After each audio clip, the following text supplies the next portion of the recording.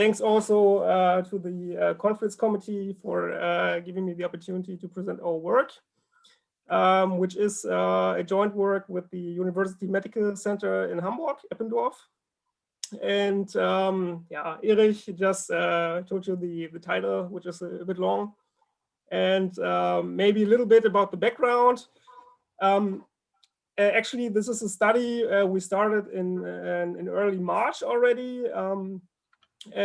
So my apologies already if some of the things seem a bit outdated. The basic intention behind it was back then there was a report from the Istituto Superiore di Sanità on Italy, where the discussion was the comparison between case fatality rates in Italy and China, where it was said that, or not in the report, but the case fatality rates were higher in Italy than they were in China. And then so sort of to defend themselves, Italy said, okay, but this is just the case because of the age structure of our infected. And so we were thinking about, okay, maybe we can take a look at that, and it's sort of developed into a more European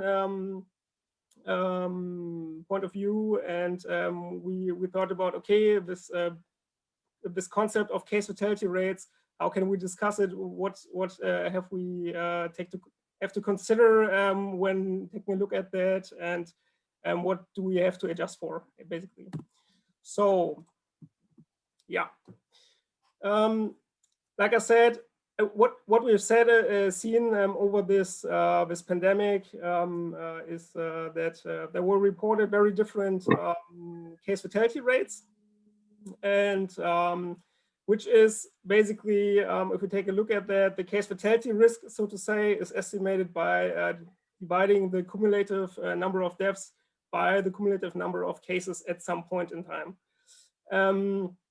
We know, however, that these estimates are quite biased and are influenced by a couple of factors, which are, and there we have to take a look at that. We have to differentiate. There are factors which actually influence the lethality, and those who just bias the estimates. And we've done some literature research on that, and taking a look at that, there are factors influencing the lethality is the population structure. Of course, if we have a higher population which is infected with a higher load of comorbidities, then the fatality will be higher, ceteris paribus. And also the healthcare system, which was also spoken about earlier this morning, that healthcare system, which might be overburdened, may play a role in the fatality as well. Then there are other factors which just bias the CFR estimates, but not really the lethality, not the mortality itself. And this is about surveillance and testing, when this might not be possible to identify all cases or identify all deaths, or due to this illness, really, this pathogen. And also another thing which is not discussed that much, in my opinion, is that we have some time lags, which are between the actual infection and also the reporting of the case and the death of said person. So we have taken a look at that and have thought about what can we analyze among these factors, and there we have taken 3 of these factors into account: the population structure, the healthcare system, and the time lags. So our 3 aims were basically 3 different analyses. The first was to quantify the difference in during epidemic case fatality rates for the countries Germany, Italy, France, and Spain, the 4 most populous countries in the EU. which are attributed to differences in the age structure of the cases. Second, take a look at the case, the time lags between case reporting and deaths. And the last one, discuss the association between CFR and healthcare system capacity. So first of all, let's take a look a little bit. Like I said, this is the early stage of the pandemic in Europe. The period we've considered here is between March 4th and May 14th. So the first 10 weeks of the pandemic here in Europe. And there we see large differences in these case fatality risk estimates between the 4 countries. Germany here, the black line, Italy, the blue line, France, the green line, and Spain, the red line. So, okay, where do these differences come from? We don't know everything, but some of it we can identify. So our 3 aims we had there, I already spoke about the study period and how did we analyze these 3 aims or encountered them. The first one was that for the first aim of the age structure, we took data on the European standard population, so to say, which is sometimes used in epidemiology. And we took official weekly data from official reports from the Robert Koch Institute for Germany, the Istituto Superiore di Sanità for Italy, for France, Santé Publique France, and for Spain, the Instituto de Salud Carlos III. And for the second aim, we took data from the ECDC, daily case and daily death numbers. And for the third aim, we took data from the OECD, which is a problem. I will come to that later as well. Estimates of available critical care beds we took from the OECD. And then we took daily estimates for of hospitalizations and needed critical care beds for COVID-19 patients from the Institute for Health Metrics and Evaluation. So for the first aim, what have we done? First of all, we calculated the crude weekly age group specific CFRs, which are simply just multiplying the deaths over the cases, as we said before, but now in this case for age groups. And then we computed an age standardized case fatality rate.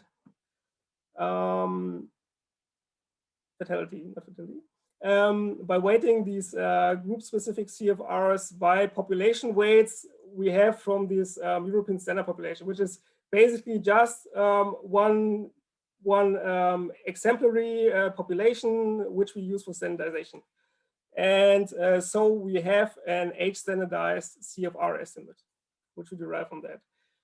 Last part, which we have done in the paper, I won't present here due to lack of time, that we multiply or divided these age standardized CFRs for Italy, France, and Spain by the one from Germany, because Germany had the lowest CFR as we've seen. Just to compare it a little bit. For the second aim, what we've done is that we calculated a sort of elect CFR, where we've divided the cumulative deaths at some time by the elect cumulative number of cases at some time in the past, sort of, and compared it a little bit for time lags of 0 to 10 days. And then we've done this, basically what we've done there. The analysis was rather descriptive. Thus far, we've more or less done graphical analysis for everything. And for the third aim, what we've done is that we've defined some measure called the daily hospitalization fatality, which is simply the number of deaths on a certain day, divided by the number of hospitalizations during the last 14 days. And we've taken a look graphically as well, again, between this hospitalization fatality and the demand of supply of intensive care unit capacity of that said country. So results of the first aim, which is, let me take a look. Yeah, we can take a look at this. We see here again these lines from the first figure, and just to compare this a little bit, we see if we take a look at our age standardized CFR, then for example, for Italy, sorry, but this would look better. For Italy, we see that this shrinks sort of from here down there. And of course, there are still differences we see there, but whereas for the crude CFR, we had these large differences. If we adjust for age, then at least the differences shrink extremely. Then for the second aim, what do you see how do we have to understand, grasp this figure here? Basically, what we've done here is, like I said, this sort of lagged CFR we've computed. We have plotted here with different lags. And our assumption is that we have some some sort of, I don't want to say correct CFR, but a more realistic one, a more stable one. And what would be desirable is if we took a look at different periods, different phases of a pandemic, then these estimates should be quite constant. So we shouldn't observe something like this, but this CFR over time should be more or less constant, sort of like this. And so we see for the different countries, different lags yield more or less nice CFR estimates, or sort of stable. And here, for example, for Italy, a lag of like 6 days is quite stable over time, for example. Yeah, for the third aim, like I said, it's not completely conclusive here, but what do we see here? These black vertical lines are the estimates from the OECD of available critical care beds, and this here is our measure of the daily hospitalization fatality in comparison with the intensive care beds needed here on the axis. 2 minutes. 2 minutes. Oh, yeah, bin ja fast durch. And what we can see a little bit tentatively is if we are close to this capacity or above it, then there might be some correlation here between these two measures. Like I said, first results, it's not everything conclusive, and so we already come to the discussion. We've seen that a large proportion of the differences is attributed to demographics of the cases.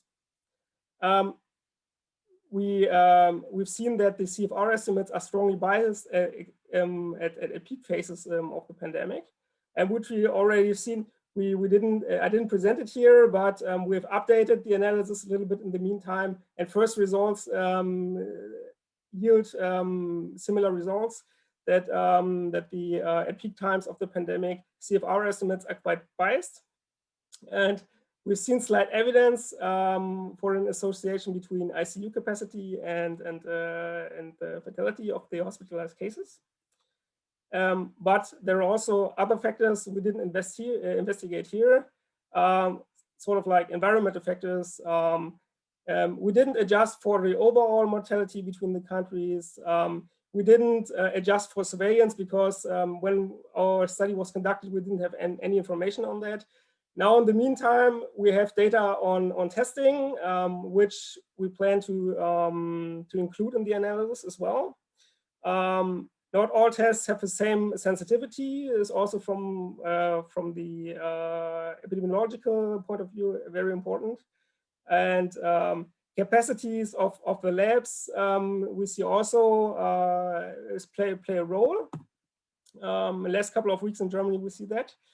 And our limitations, like I said, very large limitations, which is a problem if we want to do international comparisons, that not all countries give age-specific data. And even if they do, then they are not intercomparable because the age groups are different. We don't always have information on sex, so we cannot really compare that. Yeah, joint analysis, information on ICU beds. Like I said, we've used this data from the OECD, but actually what we would need would be sort of daily capacity information. And what we don't know as well is the case detection ratio, which biases the case data, as we've seen. Yeah, and a small outlook, what we're planning. And right now we're at the phase where we update the paper. So every comment is helpful, and I'm happy about everything, because now we're updating the analysis. We're discussing the study period we want to include there. Okay.